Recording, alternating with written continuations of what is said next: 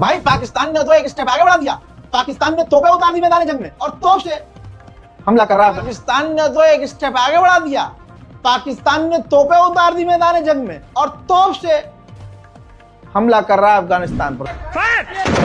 अब जो मेरी रिपोर्ट है, जो हमारे टीम की रिसर्च है, आपके सामने ये तस्वीर है, ध्यान से देखिए इन आर्म व्हीकल्स को।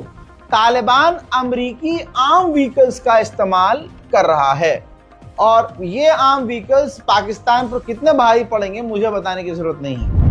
दोस्तों, जैसे गाइडलाइंस आप देख चुके हैं, चंद ही सेकंड के बाद आपको मजीद वीडियो की तरफ ले चलते हैं। इससे पहले आपको बताते चलें कि ऑपरेशन संदूर के बाद ऑपरेशन तंदूर भी यूँ समझे कि बढ़ गया, क्योंकि इस वक्त भारतीयों की चीखें निकल रही हैं। क्योंकि जब पाकिस्तान ने अफ़गानिस्तान तालिबान को ज़बरदस्त तरीके से जवाब दिया, उनके अपने ही मुल्क में जाकर उन्हें जवाब दिया, तो उसके बाद अब भारतीयों की भी चीखें निकल रही हैं। भारतीय पाक फौज की इस वक्त तारीफें कर रहे हैं। चलिए आप वीडियो।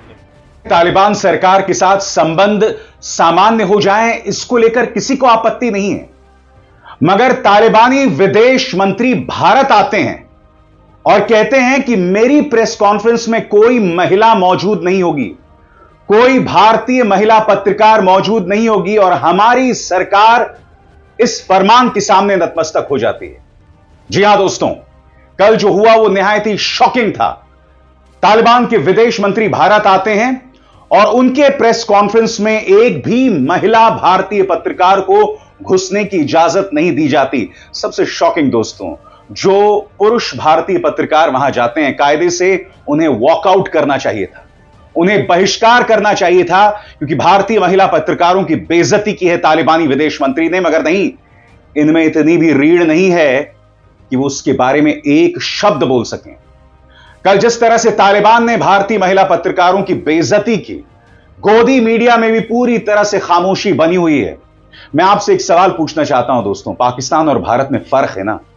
अगर इस तरह का फरमान तालिबान पाकिस्तान में जाके देता है तो बात समझ आती है, मगर भारत एक लोकतंत्र है जहां पुरुष और महिला बराबर हैं, उनके अधिकार बराबर हैं। तालिबान आकर यह कैसे कह सकता है कि हमें क्या चाहिए और हमारे प्रेस कॉन्फ्रेंस में कौन मौजूद होगा? और सबसे बड़ी बात, भारत सरकार ने, विदेश मंत्रालय ने, बीजेपी सरकार ने इस बात की इजाजत दे दी।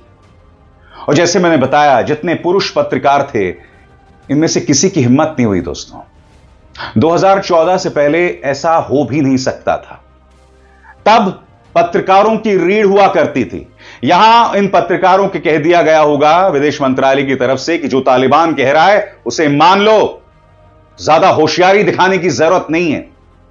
चुपचाप ये कायर भारतीय पत्रकार जो हैं उस प्रेस कॉन्फ्रेंस का हिस्सा हो गए। बहरहाल मैं आपको यह भी बताना चाहता हूं कि भारत और तालिबान शासित अफगानिस्तान में अब संबंध सामान्य हो गए हैं। भारत एक बार फिर अपना दूतावास अफगानिस्तान में स्थापित करेगा। मैं सामरिक मुद्दों की बात नहीं कर रहा हूं दोस्तों, इसका स्वागत किया जाना चाहिए। इत्तेफाकन दोस्तों, ये वही तालिबानी नेता हैं, याद कीजिएगा, जब 1999 में हमारा IC-814 विमान अपचालित हुआ था, उसे बंधक बनाया गया था, उसे हाईजैक किया गया था, तब उसे अफगानिस्तान ले जाया गया था और इसी तालिबान की वजह से वो 5 खूंखार आतंकवादी पाकिस्तान के सुपुर्द कर दिए गए थे। मगर जो यहां पर हुआ है ना, निहायत ही शॉकिंग है।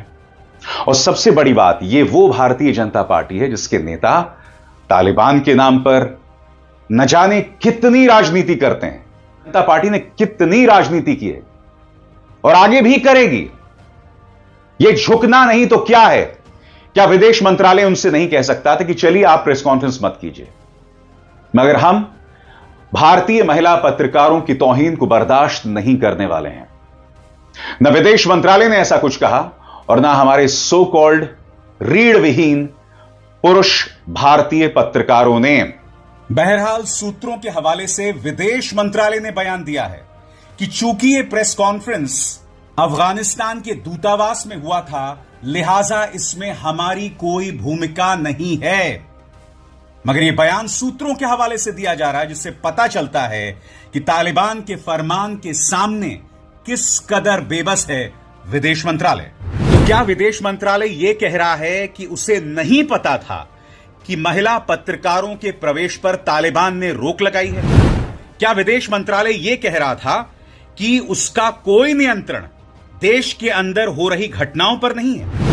क्या विदेश मंत्रालय यह कह रहा है कि वो उन पुरुष पत्रकारों से बात नहीं कर सकता था अगर ऐसा कुछ होने जा? तालिबान ने आधी रात के बाद खतरनाक कई घंटे तक हमले किए इस तरह से, और उसके बाद पोस्ट कर दिया कि भैया अब हमने पाकिस्तान पर हमले रोक दिए हैं, क्योंकि जितना पाकिस्तान ने हमला किया था हमने जवाबी कार्रवाई कर दी है। लेकिन इसके बावजूद अगर पाकिस्तान आगे कोई हरकत करता है तो इससे खतरनाक और मुंहतोड़ जवाब हम देंगे। अब भैया पाकिस्तान कहेगा क्या, करेगा क्या? तो पाकिस्तान ने आधिकारिक तौर से जवाब दिया कि अफगानिस्तान खून और आग से खेल रहा है। भारत को जवाब दिया, वैसे हम तुम्हें जवाब देंगे। दोस्तों, जैसा कि वीडियो आप देख चुके हैं, ऑपरेशन सिंदूर के बाद ऑपरेशन तंदूर भी बढ़ गया। इस वक्त भारतीय पाकिस्तानी फ़ौज की तारीफ़ कर रहे हैं। उनका यही कहना है कि पाक फ़ौज जो है ना, उनके अंदर ईमानी जज्बा है, ताकत है। इसी वजह से पाक फ़ौज किसी से डरने वाली नहीं है। पाक फ़ौज हमेशा अपने किए हुए वादे पर कायम रही है, और पाक फ़ौज ने जो भी काम किया है वो जज्बे के साथ किया है। इसी वजह से अब पाकिस्तान की तारीफ़ दुश्मन भी, यानी भारतीय भी पाकिस्तान की तारीफ़ कर रहे हैं। अगर आपको मैंने इस तक वीडियो अच्छी लगती है तो मेरे चैनल को सब्सक्राइब ज़रूर करें और घंटे के बेल आइकन को भी ज़रूर